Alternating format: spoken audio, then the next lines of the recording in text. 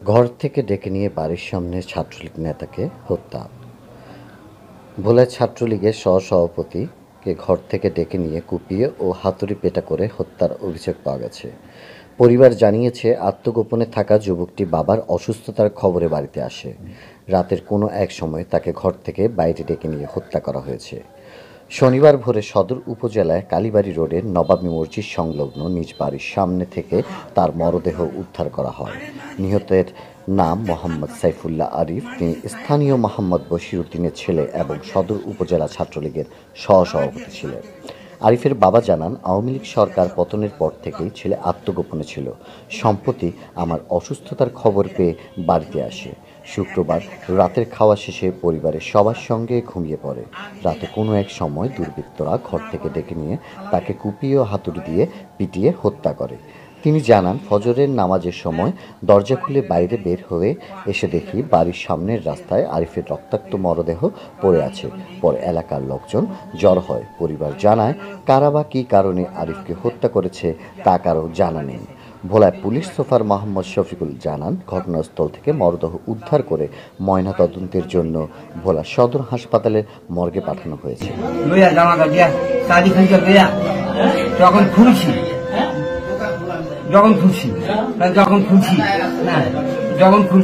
তখন খোলা অবস্থায় গেজের সামনে রক্ত, ছেলে গেজের সামনে রক্ত খা। আমি কি তখন চিন্তা করছি আমার ছেলেকে মাইকে দিচ্ছে? হ্যাঁ, কি রক্ত খা। আর তখন চোখ নজর পড়ছে, আমার মুখখান দেখছি, মাথা দেখিয়া আর কি করি, এই শিকুর দিয়ে উঠছি, শিকুর দিয়ে ওঠার পর এই এলাকার সবাই লোক এসে, সবাই লোক আয়া, কেউ কান্দে, কেউ সবাই ধরে, কেউ দেখে এবার আইসে ইত্যাদি ইত্যাদি। মহিলারা, মহিলা সব মহিলারা চাইতে হয়েছে, সব মহিলারা আইসে, ওই পাশে, এই পাশে, ওই পাশে। আমার ছেলে এমন একটা খারাপ ছেলে ছিল, মহিলারা দেখতে এসে, পোলারা দেখতে এসে, বেড়ারা দেখতে এসে, কত স্বামী ছিল। এই দেখার পরে আর কি, এই কি করে পরে আর কি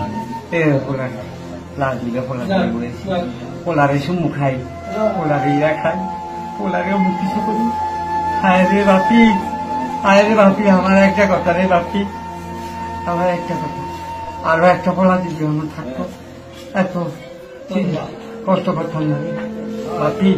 তোমার এই পোলারের দুনিয়া ভাঙতাম না আমি। কেমনে যাও, ওর মায় কেমনে থাকবো, এই মানে সারা আরি যতদিন বাইরে ছিল, মা কথা কইতো মোবাইলে, মার লগে কথা সারা আর বলা ঘুমাইতো না।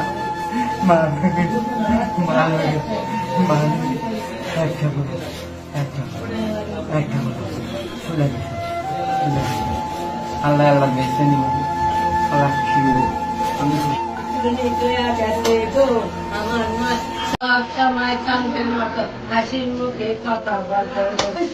আব্বু, দেশের অবস্থা খুবই খারাপ, তুমি বের হইও না গো বাবা। কয় না আমি বের হব না, তুমি ঘুমাও, তোমার শরীর খারাপ। এরপরে আমার কোন ফাঁকে ঘুমাইছে আমি আর করতে পারি। ফজরের তো উঠতে নামাজ পড়তে যাইব, তখন দেয় ভূতের লাশ। তখন আমারে ডাকে, মুক্তারাম্মু, কে মরছে শুনি নে কেটে। আরে আমার বিড়ালটা মরিয়া গেল, পালা বিড়ালটা। কইতে কইতে আমার সোনা